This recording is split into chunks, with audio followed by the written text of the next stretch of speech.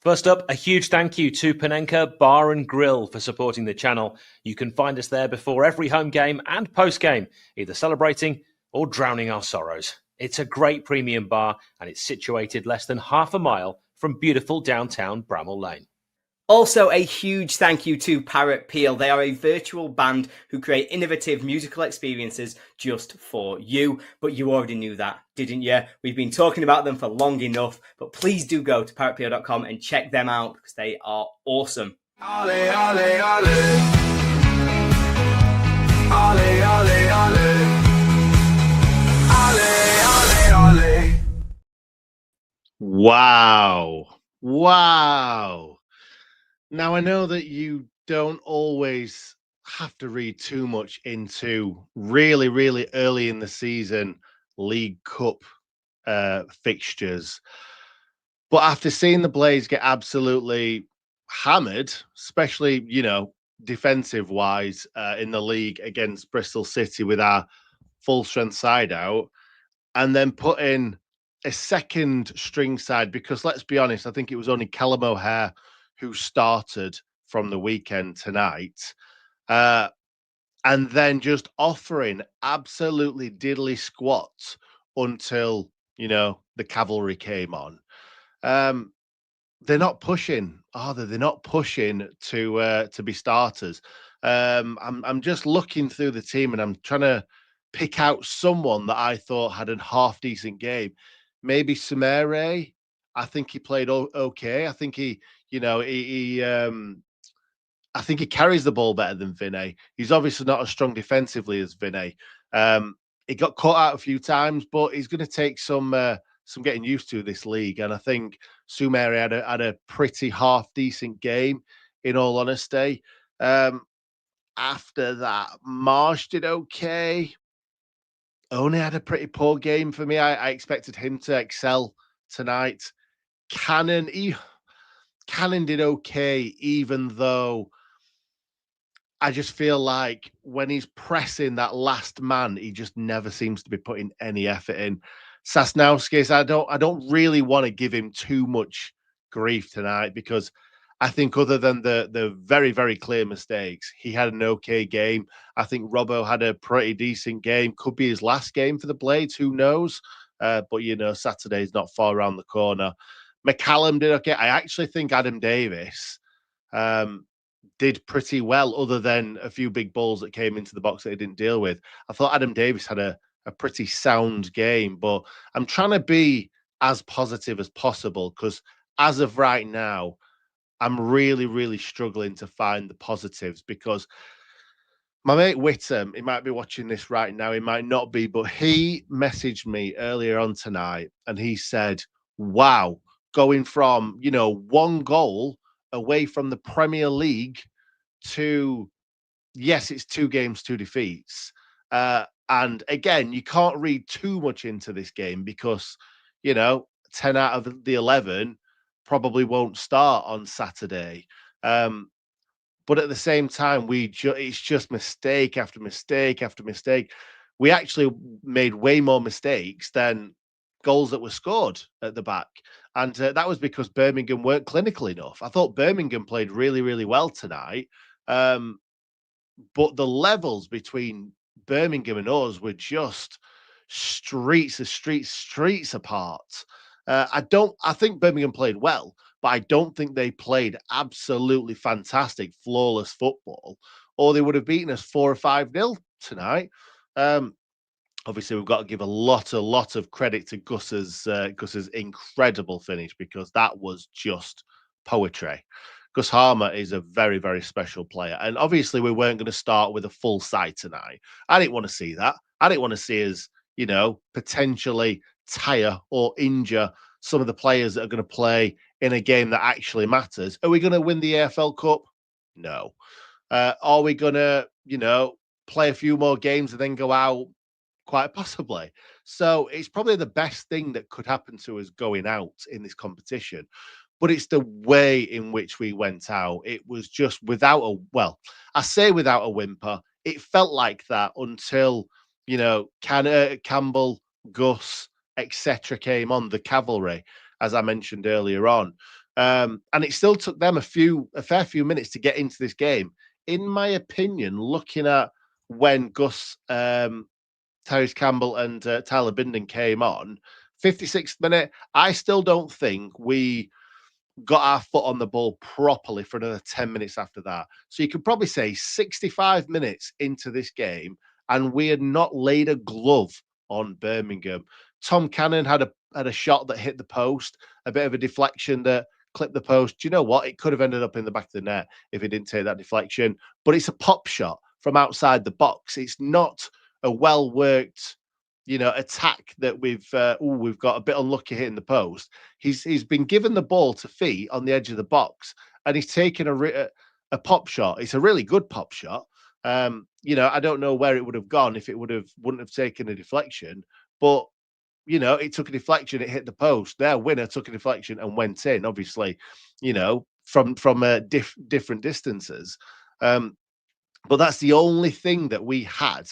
Okaki had a shot that went over the box, but again, that's not a pop shot. That's a good effort from outside the box, but it's from outside the box. There was a stat that went up on screen that said that we'd had one touch to their 27 in the box, in that 18-yard box by the, I don't know what minute it was. I'm putting myself on the spot, which I shouldn't do. But it was late on in the game. It was a lot later, and I think it was after Gus's goal. So it must be after the sort of 72nd minute. But let's go back in time, because in the 5th minute, this was an absolute shambles, wasn't it? Actually, let's go back to the 1st minute, because this was the first bit of shambolic defending. I actually don't quite know how this happened, because my son was still up at this point and rabbiting in my ear. It's a very well worked corner. Doyle takes the corner. At first, I think he's shanked this and he's hit it to the front post. I think we're just going to clear this away. But it's a well worked one off the training ground that somebody holds back one of our players. Again, I struggled to see this one. I'm trying to get his name right. Kyogo, that's the one. Kyogo gets to the front post. He's absolutely unmarked. And he heads the ball wide, didn't get enough on it. And that is a sign of things to come. And we should have seen that as like, these aren't messing around. These are going for it. That's the 1st minute of the game. Then the 5th minute, Sasnauskas, it's a bad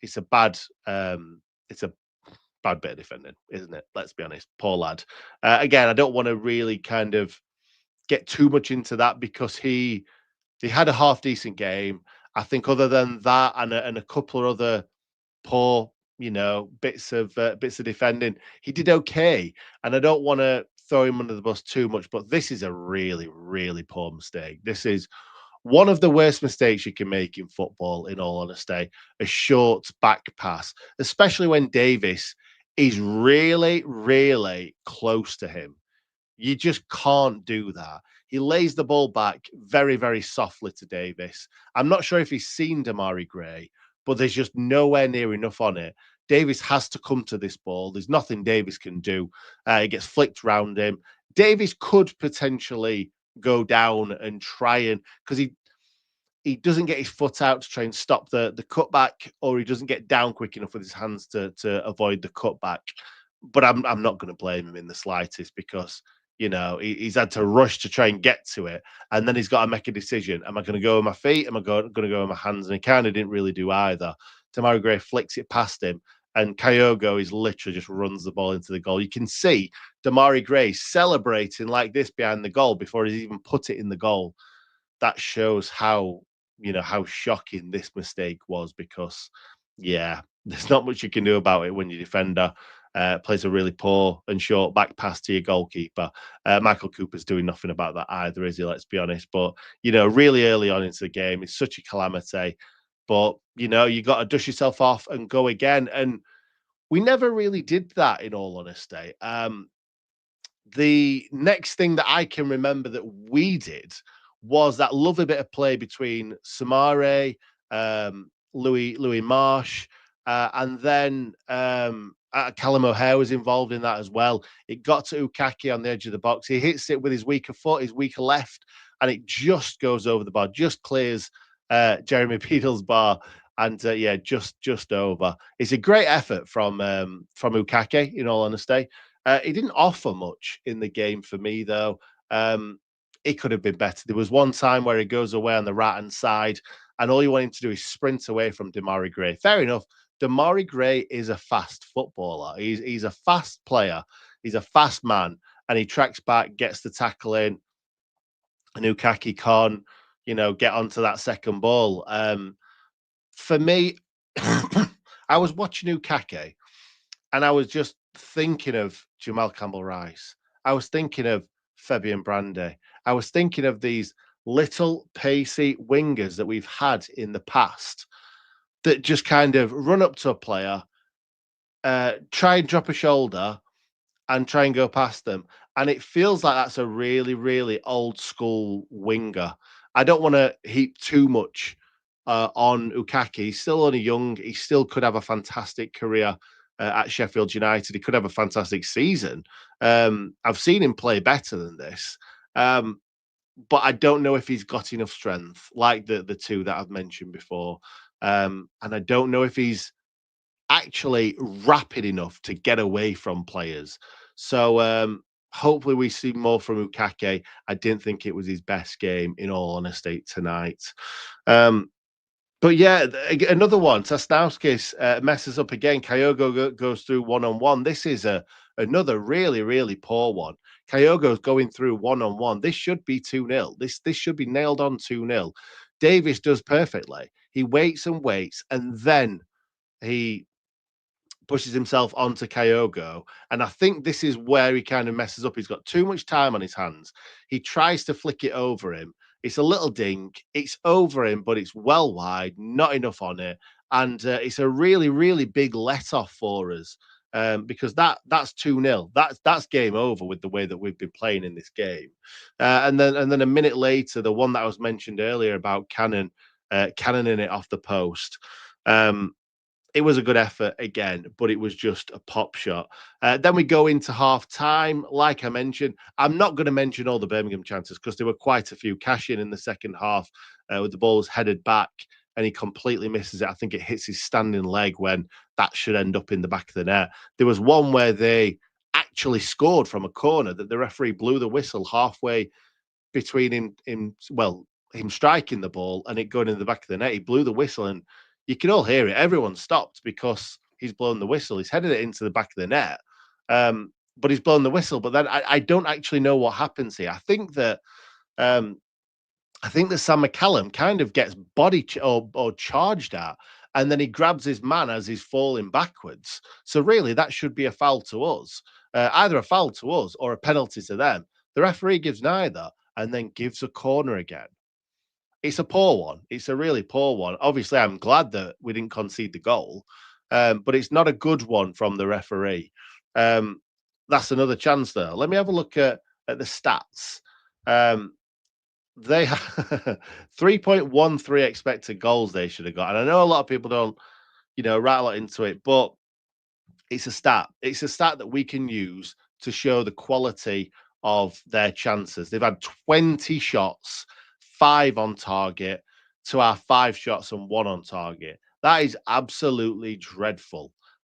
I'm not being funny, right? And I know that Birmingham tonight played with a lot of players that played at the weekend. So you could say it was our second string side against their, I'm not going to say first string side, because obviously Doyle didn't play at the weekend. Doyle played tonight. I've not looked at man for man their side to work out how many were playing from the weekend. But I think you can safely say that this was massively our second side. And they had quite a few players in there that will be playing for them most of the season. And actually, at one point, when we scored our goal and got on top, I thought we've brought on our stars, if you like, and they've brought off some of their stars that played really well in this game. So I was thinking, that looks like we're on the front foot. We can, impose ourselves onto them and win this game of football, whether that be through scoring a goal or, through penalties. Because looking at some of the lads that were on the pitch, we had a good chance of winning a penalty shootout if it had got there. but it didn't get there. But we'll get there in a second. In the 66th minute, though, there was a debatable penalty shout for the Blades. As I mentioned, 10 minutes after Campbell, Harmer, Bindon came on, that's when we started, like, and we're going to say kind of pushing the envelope, but, just creating anything. And Gus gets the ball. He plays a lovely through ball to Tyrese Campbell, who picked the ball up deep and then got in behind. I could see it going either way. I don't really know what the ref give. I think he gave a foul to them, not a dive. I think it was a foul to them, which was a bit odd. I think normally in those positions, you probably see a penalty being given over a defender being fouled by the striker. I actually think you would see a booking for a dive than the striker fouling the defender. It was a weird one. But actually, when I looked back at the replay, I do think that Campbell, it was a bit of a coming together. I don't necessarily think it was a penalty. I definitely don't think it was a foul the other way. I think it was a bit of a coming together. Neither really fouled each other, but they both went down. I don't think it was, any sort of decision, but it was certainly a talking point because from the first angle, it looked like a penalty all day long. And, where the ref's standing from, it could have looked like a penalty and it could have been given as a penalty. And that would have taken us to 1-1 if we'd have converted that penalty. But there was no need to worry because in the 72nd minute, Gus Harmer scores the goal of the season. Let's be honest. At the end of the season, we're all going to be looking at who scored the goal of the season if we manage to score that many goals. And this will be the goal of the season. Like, there's no two ways about it. Like, if you're talking about a league goal, then, this obviously won't be it. But goal of the season, all competitions in, this is goal of the season because it's just a wonderful, wonderful strike just inside the opposition's half. What a finish. It's not even a finish, it's what a shot, because a finish implies that you're in a good position to score a goal. He's not in a good position. He's in a Gus Harmer position to score a goal. And the amount of strikes from distance that Gus has had over the past however many years he's played for us, a lot have ended up in row Z because Gus knows how good he is. So Gus thinks that having a pop shot from distance is probably a better idea than passing it to someone. And more often than not, 95, 98, 99% of the time, they don't come off. But this one is just wonderful. It's a great strike. Everybody's going to be looking at this goal and Josh Windas's goal from last season. And I know that it's going to cause a big stir. I can't even remember Josh Windas's goal now, and I'm sure people will put them side by side. But it was a fantastic goal. There's no point comparing them. Both very, very good goals. But it was a goal deserving of winning a game. And obviously it didn't happen, but we weren't a team that put a performance up that were deserving of winning this game of football. So, it doesn't deserve it. Fantastic goal by Gus. But we certainly looked on top after this, but we just kept making mistake after mistake and just letting them get high up the pitch, very high up the pitch. And when this goal went in, I don't know, I almost had a bit of a epiphany that they were going to score when the ball got kind of side-footed over to the back post to Lyndon Dykes. And I'm like, he's going to bring it down and shoot, or he's going to pass it to someone and they're going to score. This is going to end up in the back of the net. And I don't know why I thought that. And when we had so many bodies behind the ball and Peck was marking Stansfield, I'm thinking we've got this covered. And Stansfield, fair play. And I think Peck is going to be, he was probably smashing the ground at this point. He's probably going to keep him up tonight. Being turned on the edge of the box like that, or just inside the edge of the box, and obviously them scoring the goal. But City, there's no need to worry about it because it was a fantastic turn. Like, it would have sold most top quality Premier League defenders that sort of turn from Stansfield, and then obviously it takes 2 or 3 deflections before it goes past Davis. But the fact that he's got himself into that position and you're shooting, there's a big goal to aim at. There's a few plays in front of the goalkeeper. Things like this happen, and they seem to happen to Sheffield United a lot, especially when we're not doing too well. But it takes at least two deflections. I think it came off Bindon in the end, just goes past Davis's foot. But if he stood 9-10 yards away from goal, he should really. Well, no, it's not much more than that, isn't it? It's probably 14, 16 yards from goal, and he's striking the ball at the goal with defenders in front of him. It could take a deflection, go in the back of the net. And that's what happened in the 87th minute. And that's really the end of the story, because I think the only thing we had towards the end of that game was Gus having a free kick from distance when Tyrese Campbell got manhandled to the floor. And I'll always say this, whether it's Sheffield United or somebody else, something like that, where Campbell is past him, he's not just fouled him, he's literally stopped him, grabbed him, and thrown him to the ground. Now, there should be something more than a yellow card. I don't know what that is. And I think it was, floated out there about an orange card at one point, a sin bin or whatever. Obviously, that doesn't mean anything in the 90 plus third minute.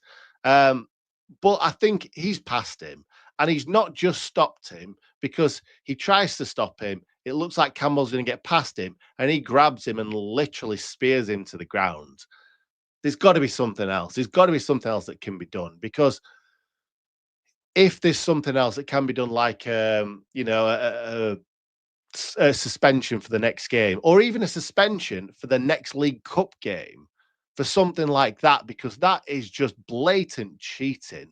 It's not even gamesmanship; it's just cheating. Like, he's not just not unaided. He's not just kind of stopped him from running. He's literally pulled him to the ground, knowing that he was still getting past him, even though he fouled him. So, that's just my bit of a rant there. It doesn't really matter. It's a League Cup game. We've gone out. We always seem to go out early on in these competitions, whether it be first round or second round. We always seem to go out, but we usually put up more of a fight than this. And if it wasn't for Gus's incredible goal, we'd have been looking at this game like we've been totally dominated from start to finish. And it's upsetting. It really is. So myself and Ollie are going to the Swansea game. We'll see all the travelling away blades there. I'll be honest, didn't quite know how long it was to drive to Swansea. Just bought a new car. It's not the best new car, in all honesty. So let's see if we get there. So if you don't see us there at Swansea, bad things have happened. But 4-hour trip there, 4-hour trip back. It's going to be fun, whatever happens. I'll quickly run through some comments because we've got quite a lot of people that want to say their piece. Right. Wow, Josh, straight in there with calling Ruben Sayers a clown. That straight away, that's two comments that totally contradict each other.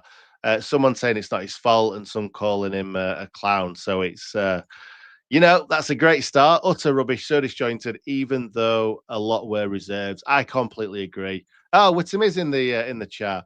Strap in, this season is one to forget. Yeah, he's not started great, but there's still a lot of transfer window left, a hell of a lot of transfer window left. I think, for me, I'll be honest, I feel like two centre-backs should have been in even before NL was let go. Two should have been in. We got Bindon in, fair enough. Bindon has been shown to be not necessarily at the top of the Championship sort of level up to now. Could grow into the season, I'm sure. But now with Robinson looking like he could be out of the door, especially with him being brought off. I know he was already on a booking. He could have got a second booking, but it also does make me feel like, he might be on his way. That would leave us extremely sure. Again, Bindon and R&D playing at centre-back together. Sasnauskas, he's not exactly covered himself in glory tonight. If he'd have had a good game, 60 minutes into it, could have brought him off and potentially given him a start at the Liberty Stadium. But I can't see him making a league start this season unless something's gone very, very wrong. So, we'll have to wait and see anyway. We are bobbins. Sumare looks good. Sumare looked assured in parts. I worry about this season, really. Few people saying the same thing. I think we really do need to bring in probably 3 top end championship players to give ourselves a really good chance of being up there at the end of the season, because right now we look a shadow of ourselves from last season. We really do. Generally worried for the season now. Do you feel like promotion isn't an option already? No, absolutely not. Absolutely not. I think that it's very, very, very early in the season. Sorry, guys. Got a bit of a cough. I think if you look back when Slav was the manager, we were hopeless. We were shocking.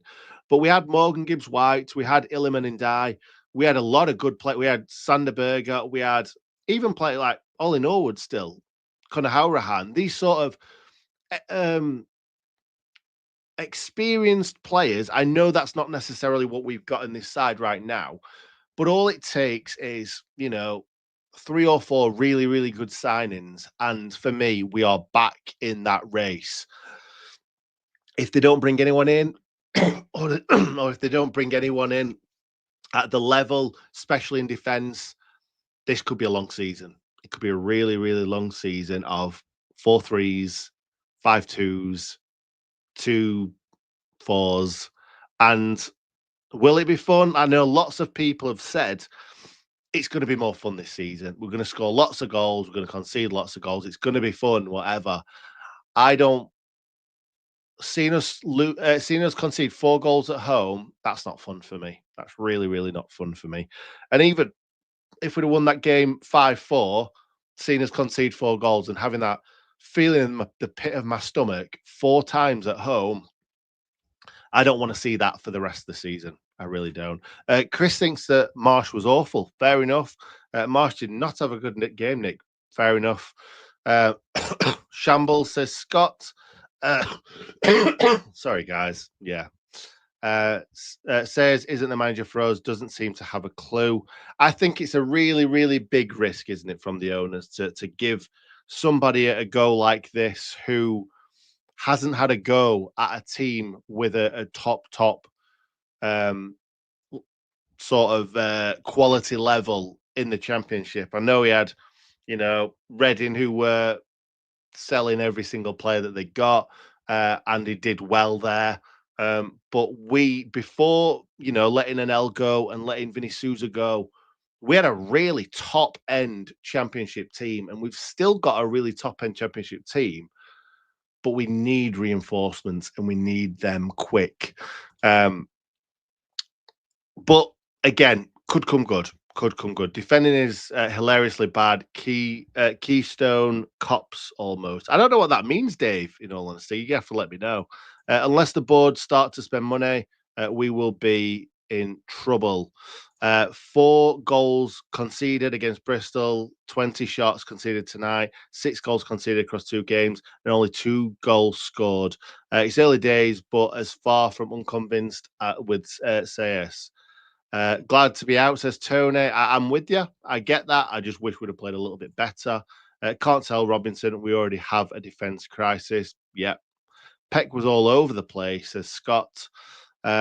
The new owners are a disgrace. We'll have to wait. We'll have to hold our judgment, Chris, in my opinion, and see what sort of players that they bring in. I think it's absolutely fair to criticise the owners if we get to the 1st of September and nothing's changed, or we've not brought in the quality that we need to be bringing in. Anyone getting David Weir flashbacks? Oh, God, don't say that. Robbo doesn't want to be here. Not interested one bit. David Weir, Brian Robson, Ikanovich vibes. Oh God, I don't want to hear this. Nick, mate, you've got the score wrong in the title. Oh, I've got the score wrong. Oh well.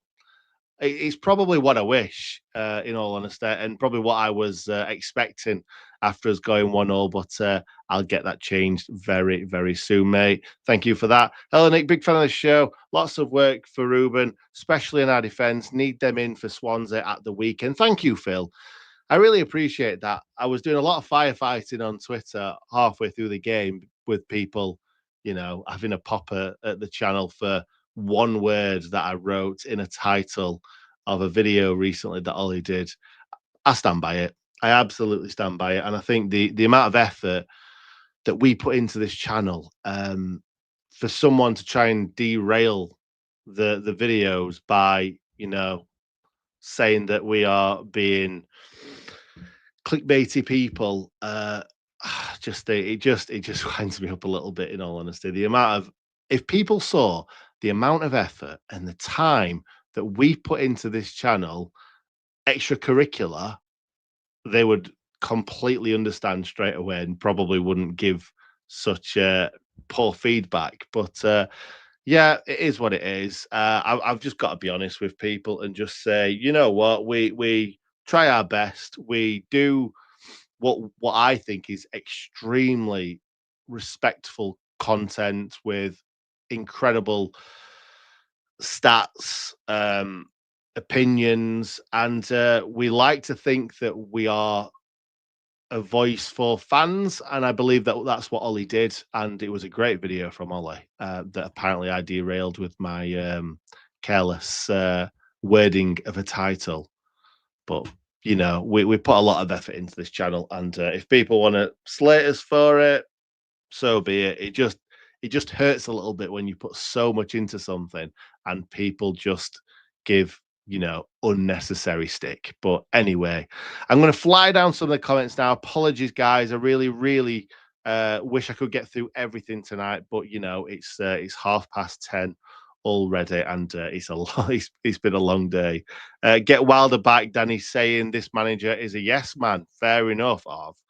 You know what? I've gone through all those comments and I've put a swear word on screen. Adamare. Rob saying long season at this rate. Harmer will be off before deadline. Do you know what? That would feel David Weir-esque when we let go Kevin McDonald, when we were building the team around McDonald. We're building it around Gus, really, because Gus is our best player. If that happened, I think the season would be over, in all honesty, whoever you bring in, because you're not going to bring someone in with the quality of Gustavo Harmer without forking out £20 million on one player. So I'll be honest, I think if we did do something like that, I can't imagine us doing that, because that would be suicide. It really would, season suicide, because this is our last proper year of parachute payments. And if you're going to, have a fire sale of all your best players, you might as well just pack up and go home. Manager chucked under the bus if the owners don't back him. Maybe all those Prince out fans are maybe realizing he wasn't so bad. I don't know anything about the new owners in regards to what they're going to do, because they've not had that experience. We've not seen them in action at the back end of a window. But I know that Prince Abdullah used to love dealing in the last week of the window, because that's when he said that's when you get the best deals. And we've got some fantastic players in the back end, and even on transfer deadline day. So I'm inclined to give them the time until the clock strikes, whatever time it is, and we go into the 1st of September with this set team until January. But we'll just have to wait and see. Like it's a long season. The Championship is relentless, and we need to bring in players that are going to be lasting the test of time and going to have that quality. So we'll have to wait and see anyway. Robbo absolutely dying to leave. Can tell he's frustrated and can't be bothered anymore. Telling the liner to F off continually at the start. Yeah, that was pretty bad. I wonder. I wonder goal in another depressing, clueless performance. I think we should concentrate on our performance first. Too right. Too right. Jack Robinson was trying everywhere to get. I need to stop putting Jack Robinson comments on screen. Um, Early days, you will struggle all season. You're worse than Wendy's. I don't think we are, and maybe we are right now, but we won't be by the end of the season. Um, Andrew, let's move on. In a club where there's no togetherness, no passion or leaderships, we've got 3 or 4 championship quality players. I feel for Gus, says Carl. Not looking good this season, lower end of the table, unless the manager in January can turn us around. Watching us last season to now, what a difference. Um, well done, Harmer. Fantastic goal. Yeah, Kim, that's all you can really say, isn't it? One of the match highlights coming out, usually kind of an hour after the game finishes, I believe. A lot of Leeds fans in the comments here. Fair enough. Leave a like. Why not? If you enjoyed it, leave a like. Nick Sanders, you've got a cold. I've definitely got a cold. I had a stinking cold. That's the reason why Ollie did the match reaction after the first game of the season, because I physically had my nose was so blocked I couldn't barely speak. United just can't help with their Wednesday obsession. Okay, I think there's a lot of stuff going on in the comments here. Good luck for the rest of the season. Thank you very much. That's obviously a Birmingham City fan. Thank you very much. You played very well tonight, and we were really terrible. Have the new owners watched a game this season? I don't know. I've not spoken to the new owners. I know Hal's had a couple of messages back and forth, but I don't think it was much substance to their chats. Probably just exchanging pleasantries. Sheffield United, decent lot. Not saying Wednesday they well up for their what? I don't even know what that means. Short quality with Harmer to go. Trying to change how we play so dramatically is very risky. I completely agree with that. That is probably the one that I want to leave us on. I'll go through a couple more, but I'll probably come to that one in a second, Sean. Wilder is fan foremost. He saw this coming. AI signings replaced by a numpty. I've lost if he's sacked. I'd love to bring Chrissy back. There's absolutely no way he's coming back. Like, he won't want to come back, and they won't bring him back. Blades last season, steady base, picked off teams with quality moments from quality players, lose, steady base, and crumble. We are in the infancy stage of our project, need to have a look at being strong at the back, and this is what underpins our promotion pushes historically. We have cash from parachute payments, surely. Exactly. We need to be using those parachute payments. If we don't, we're going to be struggling this season. Nick, we need back Wilder back ASAP. Thank you, Kelly. Snout's poor performance with the defence in shambles. Anyway, let's leave it there. It's late. I think that quite a lot of us know for a fact that this result won't shape our season.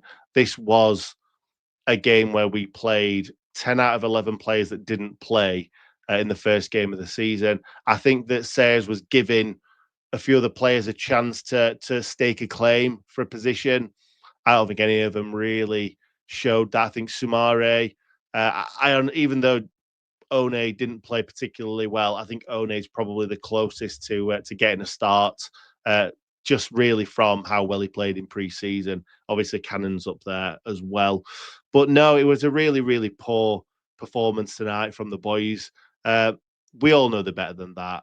I think Ruben Sayers will get this turned around, but we do need some more, bodies through the door, especially quality, big, strong lads at the back, because that we need to stop leaking goals. Like tonight, we could have conceded 4, 5, 6 goals. We were that bad. And obviously we conceded 4 at the weekend. We could have conceded 5 or 6. So we could be sat here looking at 2 games, 12 conceded. And that's not even sensationalism saying that. That's physically other teams missed big chances. Bristol City missed big chances. Birmingham City's missed big chances tonight. We've done quite well to come out this unscathed, really. I know that's 2 games, 2 defeats, but we've been really, really poor. We've been really underperforming in these first 2 games, and we need to wake up. We need to wake up and, bring in some actual quality signings for a team that was 1 goal or 20 minutes away from Premier League football. Who knows what could happen? Look at Luton. They went straight down. If we lose a few more games, we could be putting ourselves in that position. So let's sort ourselves out. Let's get some signings through the door, and let's just get a bit of confidence back, because right now the confidence feels on the floor, on the pitch, and off the pitch to it, and in the stands. So hopefully the Blades turn this around. It's only a League Cup game. Let's go to Liberty Stadium and get a win. Thanks for watching, Blades. See you next time. Ollie, ollie, ollie.